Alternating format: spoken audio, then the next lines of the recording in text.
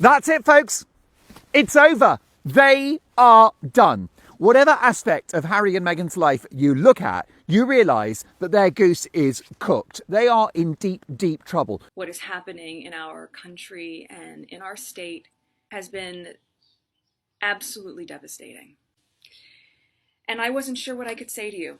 I wanted to say the right thing, and I was really nervous that I wouldn't, or that it would get picked apart, and I realized the only wrong thing to say is to say nothing. Announcing the big winner at the annual NAACP Image Awards, pre-recorded for tonight's BET broadcast. Now, I get it, Harry and Meghan can make some people roll their eyes, but this moment deserves a closer listen. We've got to recognize how deep institutional gaslighting runs, because only then can we truly call it out loud and clear. Honestly, nobody paying attention should be shocked that this award is going to people being labeled as Marxists, accused of wanting to tear down the Constitution and wreck America. Not just for profit, but to keep a grip on power. That's a heavy claim, right? But it's exactly what's being said out there. And speaking of names people don't forget, Cephai Noble. She's been praised by Barack Obama and even sits as an Aspen Institute commissioner right next to Prince Harry. This woman's reputation is loud. People say she's a major race baiter who helped spread some very questionable narratives with Christopher Boozy. And get this? Harry reportedly finds this bold woman inspiring. Wild, right? Especially coming from the same guy who once popped up in 2020 saying the First Amendment was bonkers. What a mix of contradictions. These are the folks who straight up want to rip apart the Constitution and rebuild it for their own version of the modern world. Dangerous move, right? Some even say these are the most dangerous voices in our society right now. Not because they're loud, but because they know how to twist influence into power. And you can't miss the shade here. This was clearly a jab at Elon Musk. Before he took over Twitter, these same people didn't seem to care one bit about all the censorship hitting conservatives. Suddenly, now it's all about free speech? Please, that double standard is wild. This is what people call institutional gaslighting at its finest. And the left has mastered it like an art form. Let's be real, Harry just made himself part of this whole mess, and it's not gonna be easy to slide out of it. He might be used to attention, but this time, he's stirred up a storm he can't ignore. This right here is my biggest issue with these two. And trust me, I'm not letting this one slide. I mean it. What I'm seeing unfold, in my opinion, isn't just celebrity drama anymore. It's looking like a full-on national security concern. That's exactly why I believe the US government needs to step in and take some serious action. And for those saying, that'll never happen, oh, it's not about if, it's only a matter of when. I've got faith that the wheels are already turning behind the scenes. Things are lining up, just wait and see. But all right, let's switch gears for a minute and talk about something lighter. Or at least it seems lighter at first glance. I came across this piece in Star magazine, the same one Meghan always seems to keep close by. But this time, the story's twist caught me off guard.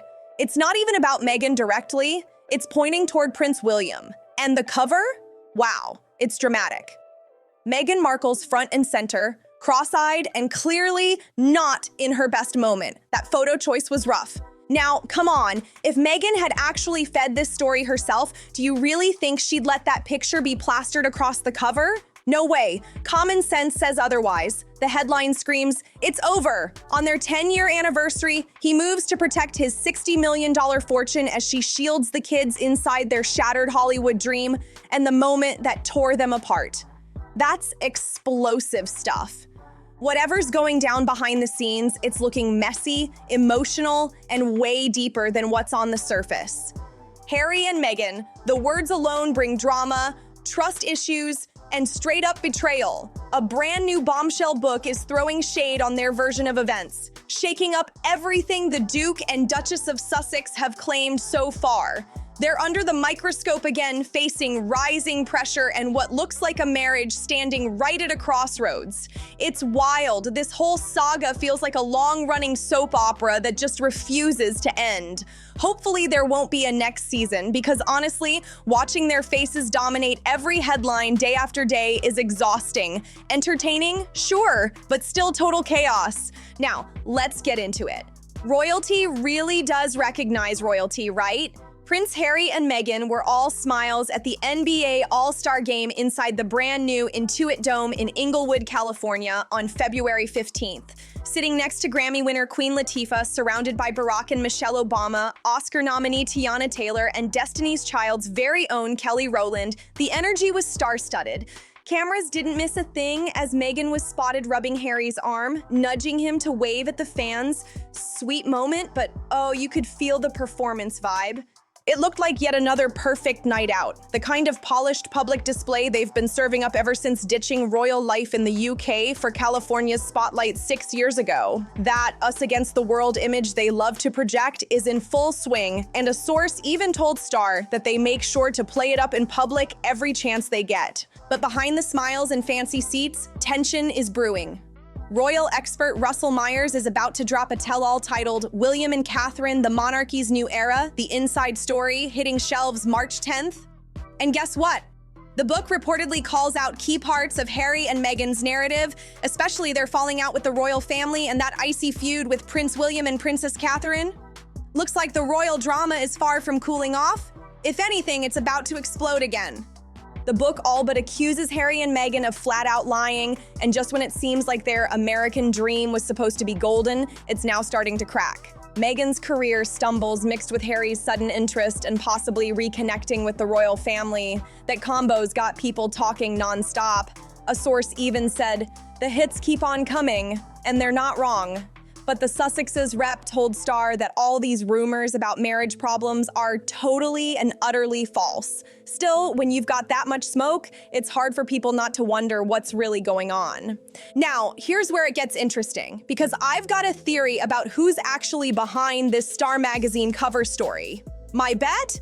Russell Myers. Yeah, the same Russell Myers who's part of the Mirror's royal team and has that new book dropping March 10th about Princess Catherine and Prince William. And I'll be honest, just my opinion, but it's giving major indirect communication vibes. The same way Meghan allegedly used Omid Scobie to float her side of things, I think Catherine and William may be using Russell Myers to push theirs. It's subtle, but strategic. And here's the twist. It's rare for the Sussexes to comment at all when stories like this come out. Usually they stay silent. So the fact that their rep actually spoke up this time, saying the story was utterly false, really tells me they're not the ones who planted it. That's a clue all by itself. Back to the book. It's clearly written with a pro-Prince and Princess of Wales angle, and it's reopening wounds that never fully healed. Myers' upcoming release reportedly refutes some of Harry and 44-year-old Meghan's most dramatic claims, like in Harry's 2023 tell-all Spare, where he described Prince William allegedly getting physical during a fight over Meghan's supposed mistreatment of palace staff. That part alone reignited a firestorm, and this new book is about to pour even more gasoline on it. She's denied every bit of the bullying accusations, but according to what one insider told the author, Harry's story, especially the part where he claimed William knocked him to the floor, was massively overblown. One of the problems that you've got if you are Prince Harry is you don't really think in advance before doing things. We could all say the same thing, couldn't we? You know what I mean? You speak out of turn, you might get angry with somebody, you might get the wrong end of the stick, and then of course you say the wrong thing. And there lies your problem, right? Because consequently, it's out there, isn't it? You might have said you get on my nerves, I'm fed up of working with you, you know the sort of thing, chumps. But the problem is, of course, when you're Harry, it's literally documented, it's on the world stage. The insider called it nothing more than a cheap shot, saying that yeah, things got heated, words were definitely exchanged, and people said stuff they later regretted, but there was no physical fight. William's apparently standing firm on that. Now that little detail says a lot. It practically confirms that a real argument did go down between Harry and William, all sparked by Meghan's alleged behavior. But Harry might have taken the truth and built a dramatic Hollywood-style version of it. I've said it before, and I'll say it again. When Harry and Meghan tell a story, there's always a tiny grain of truth hidden under layers of exaggeration. Myers' book digs even deeper into how everything fell apart once Harry and Meghan decided to step down from royal life back in 2020. According to his writing, Catherine didn't push as hard as William to stop them from leaving. She apparently saw it coming and felt that Harry walking away from royal duties was simply inevitable. For years, she'd been the calm one, the voice of reason, trying to keep peace between the brothers. But eventually, even she realized there was no fixing the growing divide. Myers explains that Catherine saw the real issue, the heir and the spare dynamic that shaped everything. Harry wasn't happy playing a background role anymore. He wanted more purpose, more spotlight, and more say, things the system just wasn't built to give him. That difference was bound to explode sooner or later. And after everything blew up, especially once Harry and Meghan made those shocking claims in 2021 about the palace harboring an unnamed royal racist, Catherine reportedly decided that the Sussexes couldn't be trusted anymore. From that point on, she believed any future contact with them needed to be handled very carefully. Looks like even royal forgiveness has its limits. Utmost caution. That's exactly how Catherine and William are moving right now. But honestly, it's about way more than just that explosive 2021 Oprah interview. Let's not gloss over what really went down there, because Oprah didn't just host a chat, she set off a royal earthquake. After everything that's been said and done, there's no way Catherine and William will ever fully trust Harry and Meghan again. It's gone way beyond hurt feelings or one bad interview. It's personal now. Think about it. Meghan publicly accused someone in the royal family of racism, but that was just one piece of a much bigger mess. Over the years, there have been countless moments where it looked like Harry and Meghan were trying to undercut or embarrass William and Catherine. So now, it's not even about trust anymore. It's about safety. And you better believe Catherine and William don't want Meghan anywhere near where they live or move. The tension is that deep. Both Catherine and William were deeply hurt by all the accusations, especially the way Harry painted his brother as being trapped in the royal system. That line hit hard. Catherine, on her side, was also reportedly crushed when Meghan brought up their private exchange. You know, the one about the bridesmaid dresses before the 2018 wedding. Meghan tried to flip the story, claiming she cried, not Kate, which completely changed the narrative that had been floating around. That move was cold and unnecessary, and it made her look seriously immature in front of millions. And now, all this renewed attention is just another heavy blow for the Sussexes. Things haven't gone according to plan since they left royal life behind and settled into their $14.6 million mansion in Montecito, California. They're raising their two kids, Archie and little Lilibet, trying to build a brand new image, but the drama just won't let them breathe. Every time they try to reset, something else from the past comes crashing back in. Despite all the talk about wanting to be financially independent, Harry and Meghan's success has been slipping fast. What started as a flashy new chapter in California is now looking more like a struggle to stay relevant. After 2 seasons of low ratings, Meghan's Netflix lifestyle show With Love, Meghan got axed before it could even reach season 3. And those big plans to grow her nearly 1-year-old food and home goods brand, American Riviera Orchard, still just talk. Nothing's actually happened yet. Their earlier podcast deal fell apart too, and that massive $100 million Netflix contract everyone was buzzing about? Yeah, it's reportedly been scaled down to just a first-look deal. Even the projects that looked promising haven't landed the way they hoped. Take Cookie Queens, for example. The Girl Scout documentary they executive produced got a warm reception at Sundance in January, with packed screenings and great reviews, but still, no distribution deal followed right after the premiere. That silence was loud. And just when Meghan didn't need more bad press, more bad news hit. On February 16th, it was revealed that London's Hub Community Kitchen, the first charity Meghan supported during her royal days back in 2018, officially shut down. Sources say Meghan's heartbroken over it, but critics have already started using it as another proof of failure. It's one more headline she definitely didn't need right now. Then there's Project Thaw, the palace's quiet attempt to help patch things up between Harry and his father, King Charles III. After a long 18 months apart, the two finally met face-to-face last September in London, trying to ease the tension that had grown since the royal exit.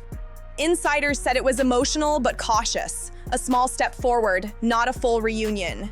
Harry later told The Guardian that his focus over the next year really has to be on family, hinting that maybe he wants to rebuild what's left before it's too late. Still, whether that happens or not, depends on whether the royals are willing to let him back in. And that's a huge question mark. Harry opened up about his dad, diagnosed with cancer 2 years ago, and it's reportedly brought a rare moment of reflection for Meghan too. She's said to be remembering how rough palace life really was for her, accusing royal aides of standing by while she was dragged through the mud by the UK press. Meghan claimed she felt so unsupported that she even hit one of the darkest points in her life, struggling with thoughts of not wanting to go on. It's heavy stuff, and it clearly still lingers beneath the surface. But now, with Harry slowly mending ties with his father, that's hitting Meghan hard. Sources say it stings deep, especially since she's still estranged from her own dad. She reportedly knows deep down that Harry will always be a royal at heart, no matter how far he tries to run from that life. Their future together might depend on her coming to terms with that reality, and that's not an easy truth to accept. After all the bold talk about independence and breaking free, it's a tough pill to swallow. And let's be real, Meghan's not the type to just step aside quietly. If Harry ever seriously considered moving back toward his royal roots, it would cause major tension.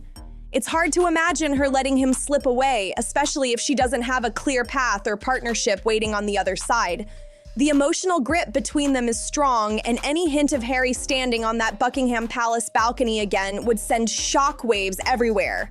Some people even believe that if things ever got that serious, Meghan and her mom, Doria, might unintentionally push Harry to his breaking point.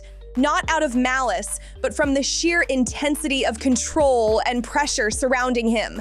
And through all this drama, Harry's still clinging to one major concern: finding lasting security in the UK. Whether that means protection, peace, or both, it's clear he's searching for stability in a world that just won't stop spinning around him.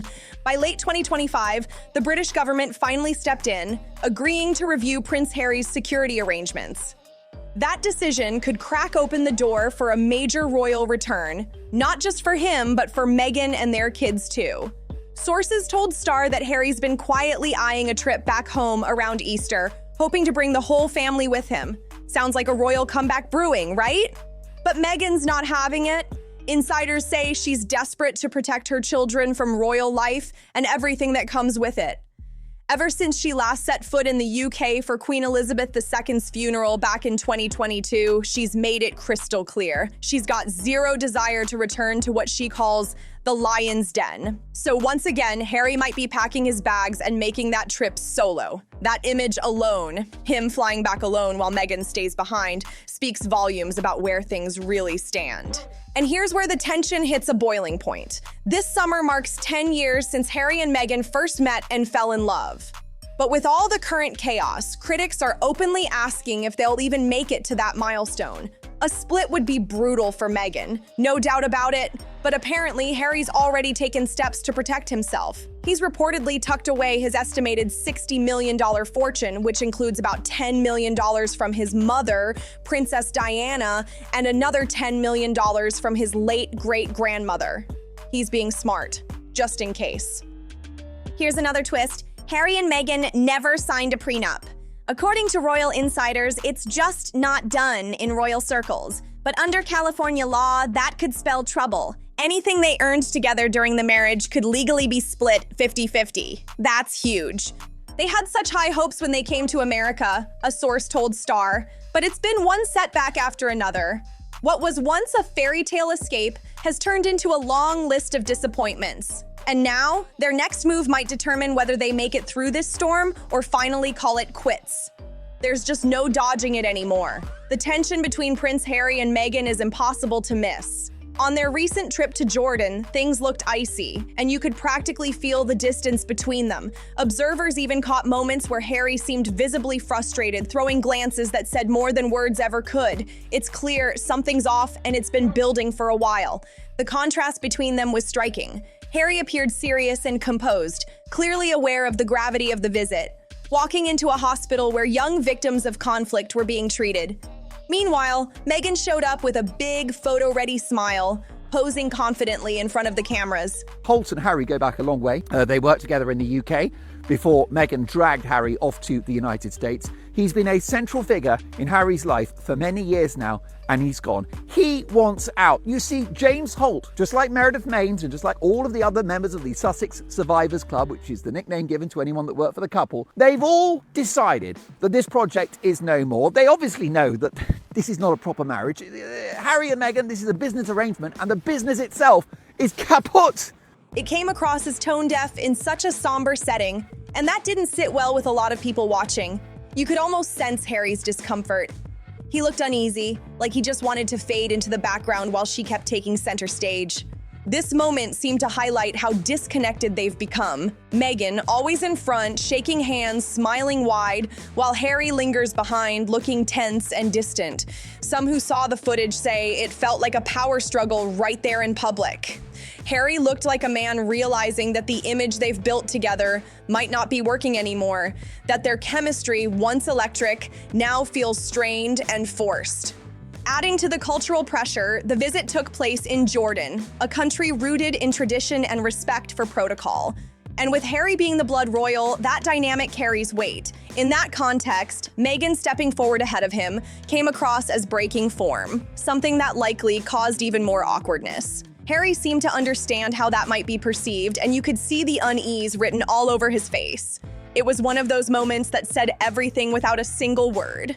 The royal cracks are showing, and they're not subtle. At this stage, it really looks like Harry's had enough. In the latest clip from that Jordan trip, you can clearly see his patience wearing thin. He looks completely annoyed as Meghan clings to him when the moment calls for professionalism. They're about to take a formal group photo, surrounded by officials and dignitaries, yet Meghan's latched onto his arm like she's scared to let go. It's awkward to watch. You can almost read Harry's face and that split-second look that says, "What are you doing?" The body language says it all. Meghan slips her hand under his arm after realizing he's not holding hers, and Harry glances down with clear frustration. It's uncomfortable. You can feel the tension in that micro moment. Meghan's insecurity shows right through. She senses he's not happy with her behavior, and it's like she's scrambling to keep control of the situation. That dynamic, her reaching out while he pulls back, reveals a lot about where their relationship stands right now. You can tell Harry's drained emotionally and mentally. It's as if he's caught between protecting his image and dealing with the reality of a marriage that feels like it's unraveling in public view. Every gesture, every glance, it's loaded. People watching this are saying it all looks done.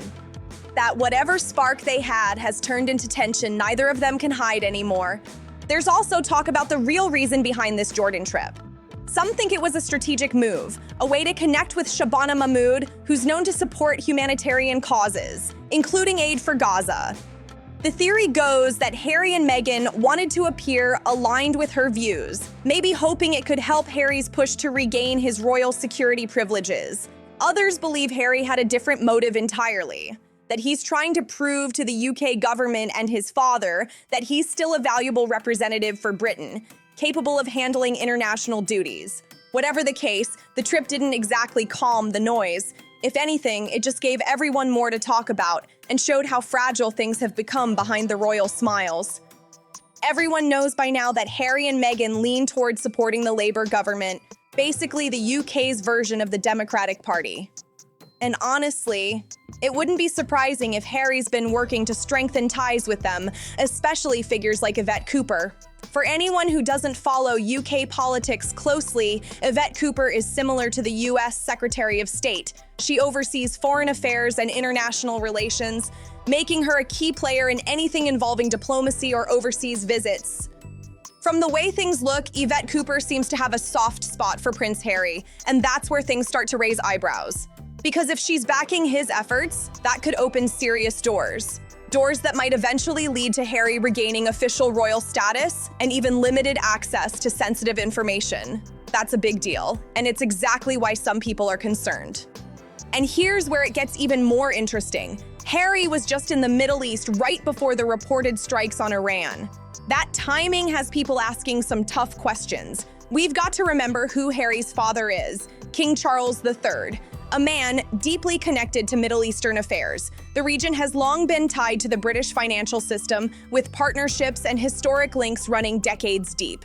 But since Donald Trump's time in office, the balance has been shifting. Trump's policies started restructuring global alliances and trade through initiatives like the Abraham Accords, reshaping relationships across the Middle East.